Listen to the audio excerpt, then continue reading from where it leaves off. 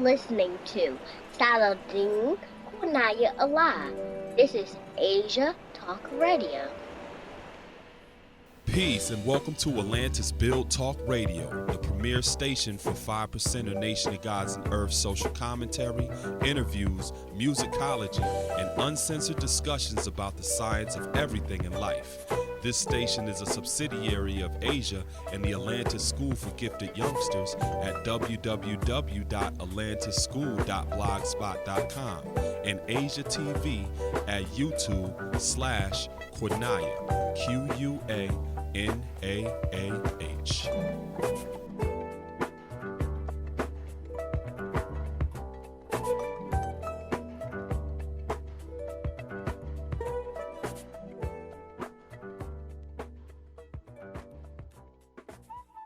Yeah. I'm on the road, so I pulled over, but I got your text messages. So when I replied, it was sort of brief because I was driving. Okay.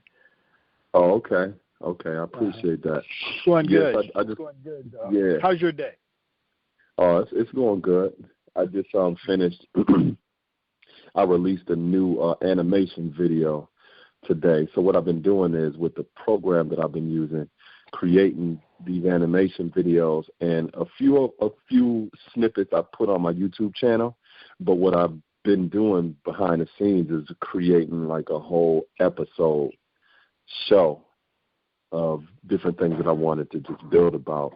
And I just released volume 3 tonight. So I have volume 1 out. I have volume 2 out. Volume 2 is called The Queen's Code. So I talk a little bit about just the role and the identity of a woman defining herself as a queen, not just generally speaking, but also within the context of like a 5% perspective. And then I also talk about some of the power dynamics in a misogynistic society.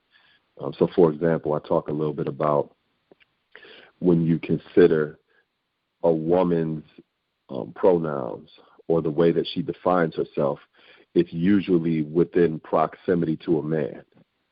Correct. So her identity itself is based upon that. But yet when you look at it from the perspective of man, he has pronouns, some pronouns, and his identity is oftentimes not based upon his proximity to a woman.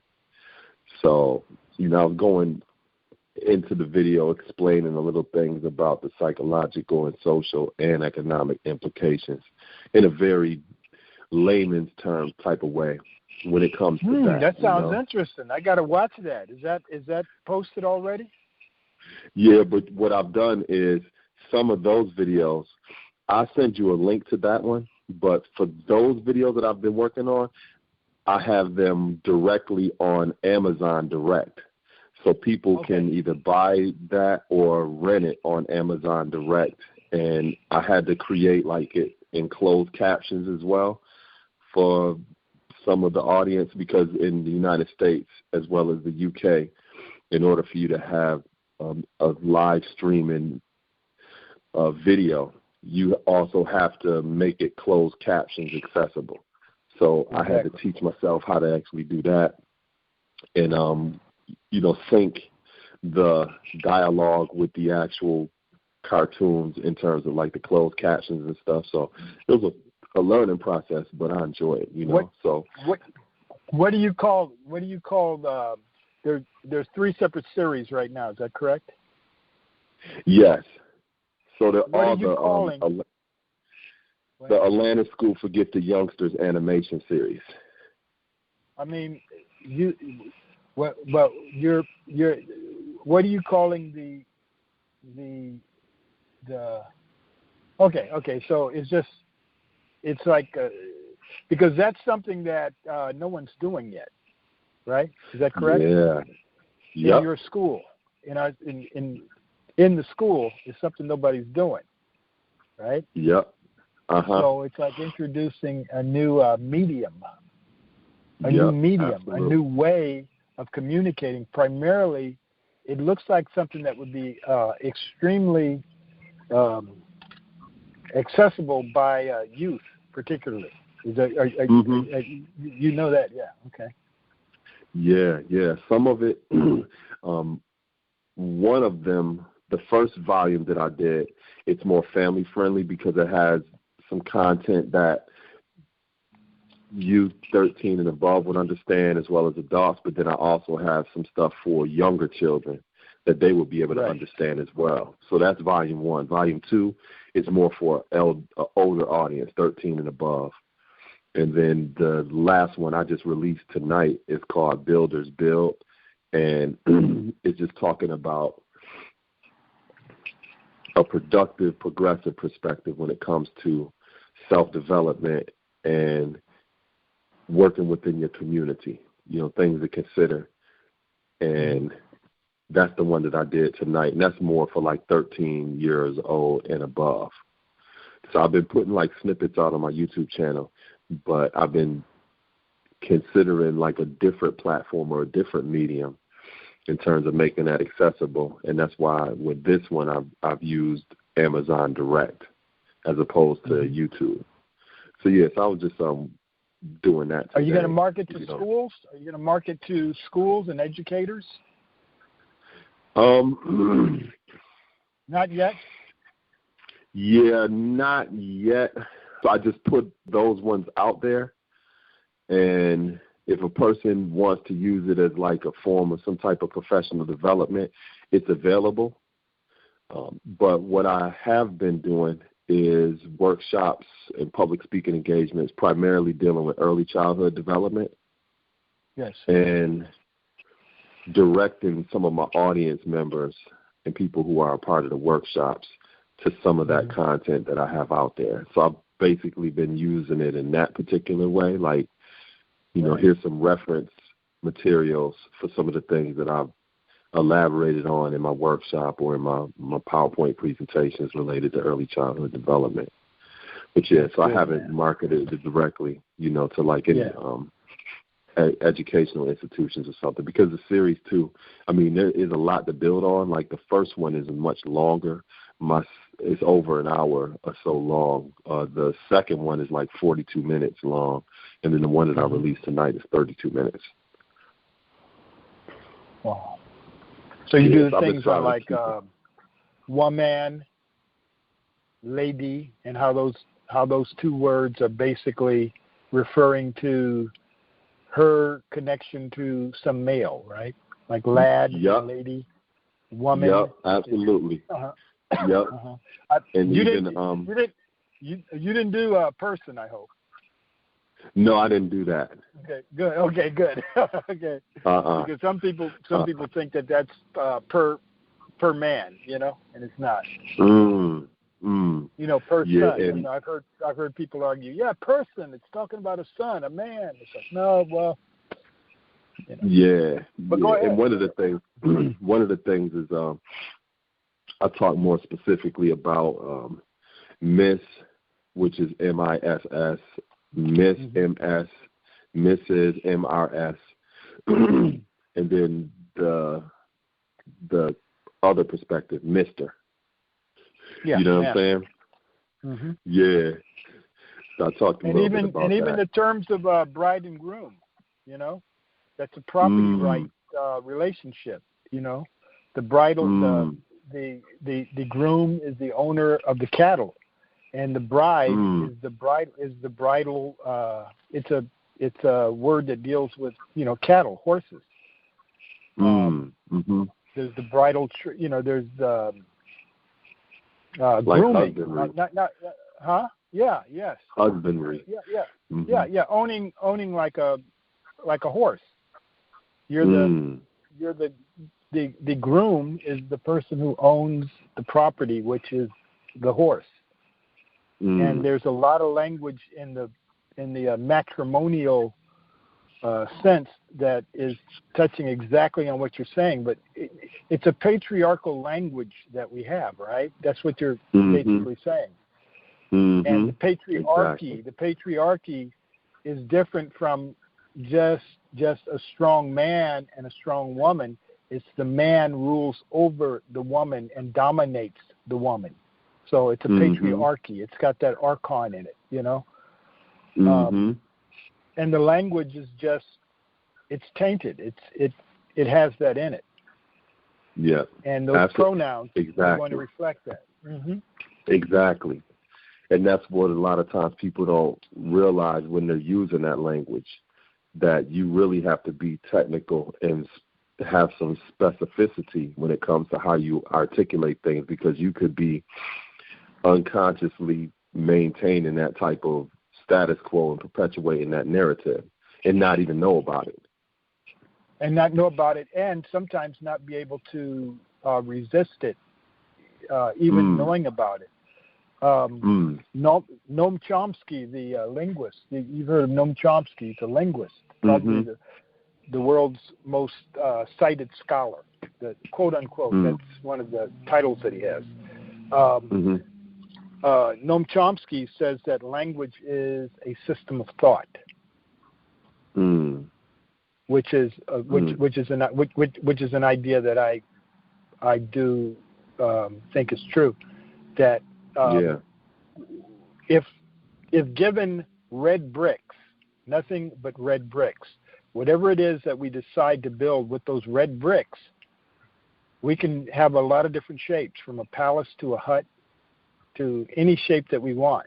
One thing is baked in, though. It's going to be a red building. Because of the building blocks used to construct that structure. And in language constructs structures, mental structures, that are synonymous with thought.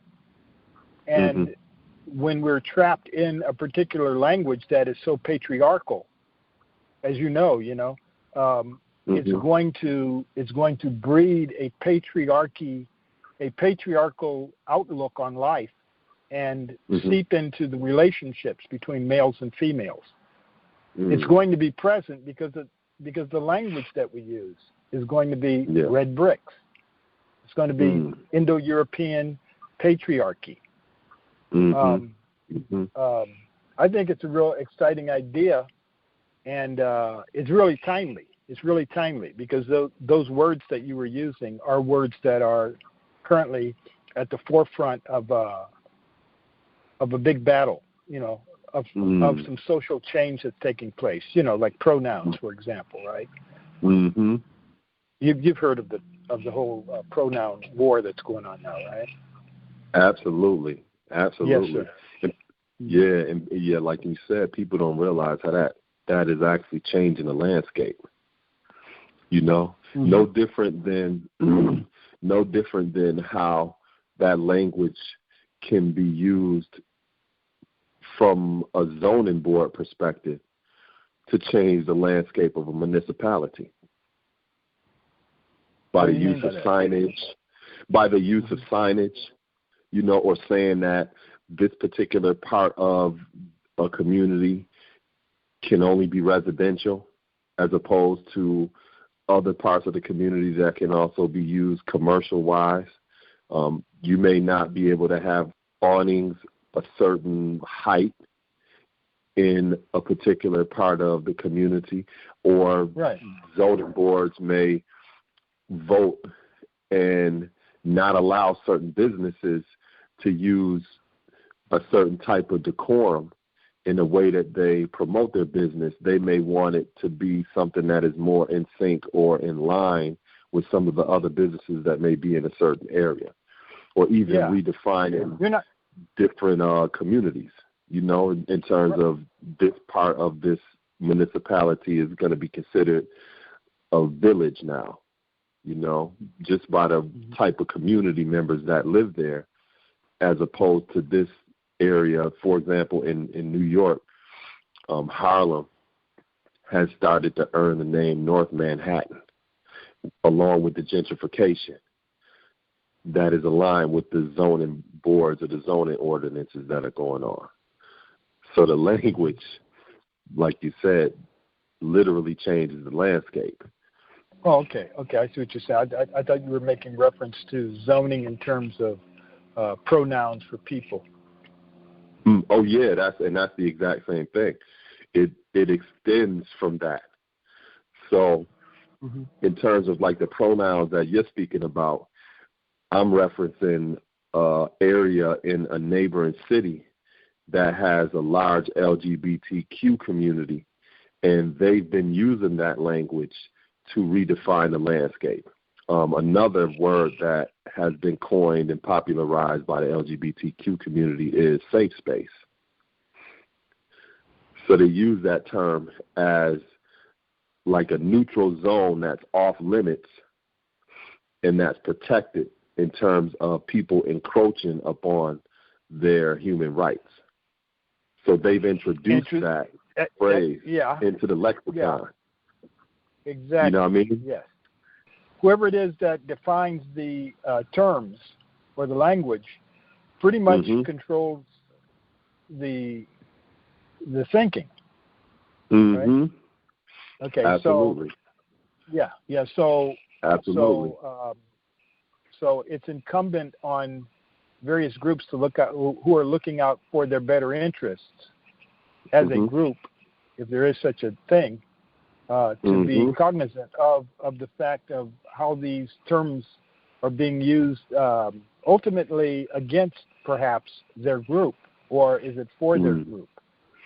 Because even when you look at like just certain industries from an economic perspective, a lot of members from the LGBTQ community dominate certain industries when it comes to the fashion industry, the floral industry, the health food industry, some of those different industries. And then also they're starting to become a lot more influential in the entertainment industry as well, which ultimately means you're having dynamics of power being established. And if you want to have access to some industries, you're going to have to learn not only those pronouns, but the language that is in line with that particular industry to get access to certain resources. Absolutely. You're going to have to learn to be able to communicate with people who have a different perspective than you do and be tolerant, because they control certain industries, you know? And that's what a lot of people know what the rule. Know what, at least at least know what the rules of the chess game is. Like there's certain moves that can be made, certain moves cannot be made. Right? Absolutely. Or you're not going to get access to certain things. You won't get access to certain things. Yes. Yes. Yeah. So I think it's Sun Tzu who starts off by saying that the art of war is camouflage, and sometimes language really hides many things, or can be used to hide things. It can be used as a camouflage. Politicians use it as a camouflage, so they will use certain types of terminologies as a camouflage, as a means of war, not necessarily aggression, but just negotiation, strategy, and things of that sort. You can say something with one group of words and have people reject it, and it flops. It's a failure, and you don't have access to that. When one could have very easily used that type of language that you're talking about, and the doors fling open. Right? The doors fling open once you know the language. Yep. Yeah, even something just as simple as some people may be so prideful that they live in such a way where they don't need anybody. They may even say that, I don't need nobody, or, they kind of act like they're a self-made man or a self-made woman, and you may see them in a place of need. And if you were to ask them, hey, shoot, they could be standing in some quicksand, sinking down to their neck, and if you ask them, you need me to give you a hand, even under those circumstances, they might be like, nope. But if you were to say, you want me, here, I want to help you out, or would you like this, or I want to do this, they may be a little bit more receptive, just because you have not used the word need. Right. Yeah, or it's like, hey, can you help me out? Can you help me out a little bit and let me pull you out of that mud? Can you help me? Let me pull you out of that mud? Sure, I'll help you. Pull me out. Sure, I'll give you a hand. I'll give you a hand. Yeah. Right here, And Yeah. you pull them out. Right. Exactly. I was reading some research recently, and they were talking about the 30 million word differentiation between children growing up in communities where they're considered at risk, where they have this chronic scarcity of resources and don't have access, in comparison to children that grow up in other communities where they do have resources and their parents or guardians are much more engaged in them and talk to them much more. So because of that, they're accessible to more words in terms of building their vocabulary, which also sets them on a trajectory. At an early Yes, that's in the lesson book. That's in the lesson book where it says the average man speaks 400 words considerably well. And it talks about you must speak the language well, otherwise you will not be successful.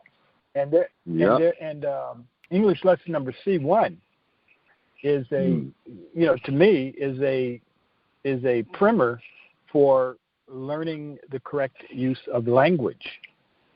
It's a English lesson, competency 1, and there's different competency levels of. I know C is also SEE, and there's a lot of other levels to it, but I think that there's also competency levels, and there's competency 1, which is C1 in the English language, and there's C2, and there's C3, and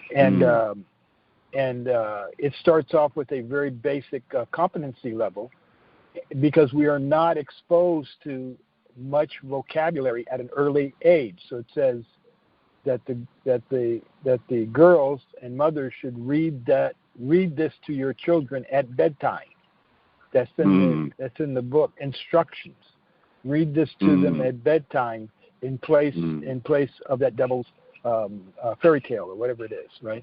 So having that type of exposure to words is also exposure to thought. It's more bricks. It's extra bricks. If all your bricks are square, you might want like a curved corner. You don't have any curved corners. You don't have those words that are able to facilitate certain types of dialogue, certain types of discussion, so that most of the talking that we do, it seems, is C1. It's competency level 1, or it's not even competency 1. It's like baby talk, which says baby talk will not be tolerated, will not be accepted, or something to that degree. To not use the baby language. And you're talking about moving into more and more vocabulary, which is really expanding thought. It's really expanding thought. When there's no word, there's no idea, there's no concept, there's no thought of those things if there's no words for them. You know what I mean? Like, Google's there first, so Google is Google. Is it a search engine? This is called a search engine. It's not just something that has a function; it has a name now. And even though there's a lot of other, the software is there, but the audience to whom you are talking and the subject matter is new, and it can be branded. It can be branded in such a way. And I actually have done some stuff for early childhood too, some animation videos for my preschoolers that I use in my class. Yes. Teaching them language. So yes, I was thinking about this just with this conversation. When you were doing a lot of the research in regards to the background of Farad, were you already doing research in terms of etymology and language, or were you doing research and that kind of inspired you to start thinking in that way, like, wait, the language that he's using is Urdu, as opposed to Arabic or whatever that people say that he was speaking of where he was from, and there's things that just simply don't line up. Was that kind of like a thread on a sweater that you started to kind of pull to unravel some of these mysteries from language, or was that something that you came across later on in your something research? I came across later on, because the thing that actually started it was studying the lessons. That's what started it. And had I not started studying those, I probably would not have taken on what's seen as like an academic pursuit in any field, in any of those fields, in any of those areas, such as language, etymology, and so forth. That I think is a byproduct of scratching at those lessons, studying those lessons, trying to grow using that as a foundation. And then, of course, that it's actually constructed out of words, and so that would be naturally the next place that one would start to look is at words, such as language, definitions, and so forth. So I would say it comes from that. So when you wrote The Making of the Whiteman, was that a time when you just were studying the lessons and just through your research you came up with the idea of writing a book, or was it just research you were doing and just through the process that idea kind of evolved out of it? And then also, like, what years would you say that became an idea to you? It was just studying. And I didn't have any desire to write a book or any concept that I would write a book, that I would eventually take a lot of the pages or some of the ideas and collate them into some form.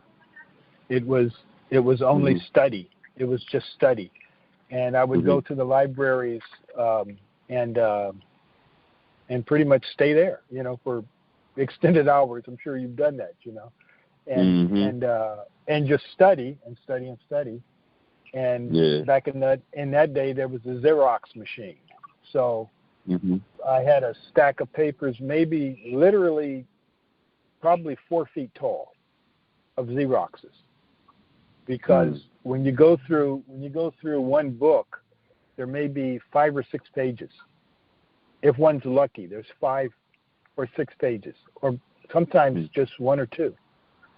That's worth saving. So I would Xerox it, and then I would title it, which section what that would go towards, and so forth. And then eventually had a big, stacks and stacks of stuff. And there was a book that I was looking for that I could never find. And I sort of decided that since it's not there, I wanted to write a book that would be kind of like that book. Something that was going to explain what those teachings are talking about from one of maybe a dozen different perspectives. And so the historical perspective is only one perspective. So I didn't start off thinking that I was going to write a book. I was just interested in the topic. There was a genuine interest in the areas, and the more that I looked at it, the deeper the rabbit hole went or goes, and the more that there was to substantiate it, and the more convinced I was that the man who crafted those lessons, who wrote those lessons, had to have walked a very similar path, because he wasn't just making things up out of the air. There was a lot of ideas that I would come across in books, and you've done this. You've done this. So I'm just going to talk in the first person. That it's something that I personally experienced, which I think anyone who looks at those lessons and they study them they're going to run into things that is just like what's in the lessons, but it's using different language. Like you're talking about pronouns and the way language can be used in different ways. It's using different language, but it's talking about the same idea.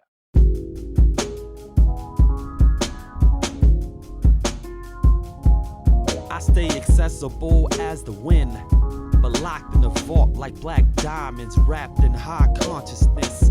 I was born to do this. Etched on a universe's trestle board, an unsheathed sword. See, I was born in a winter. My soul is a summer, my style isn't happenstance to mine. Never slumbers, let me take you on a trip where I met higher intelligence, linked to the folklore's doors and hidden passages. As deep as this supreme map gets, don't trip over my content and how my thoughts functioning.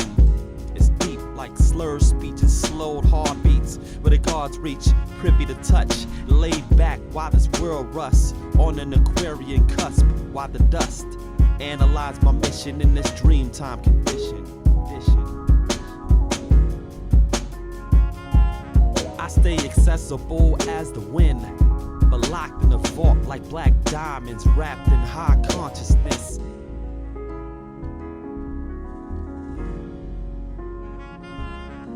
White lies keep them motivated.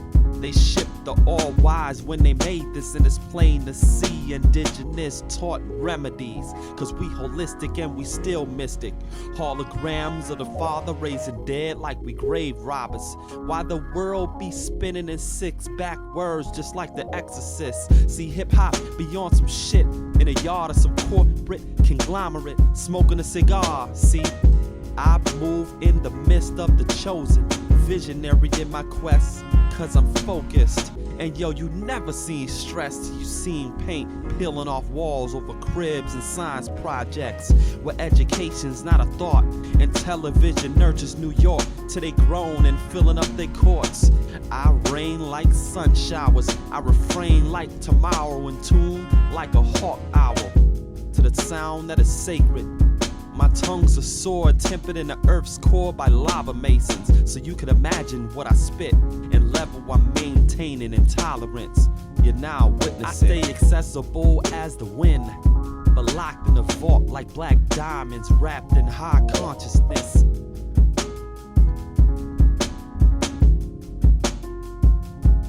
I stay accessible as the wind, but locked in a vault like black diamonds wrapped in high consciousness.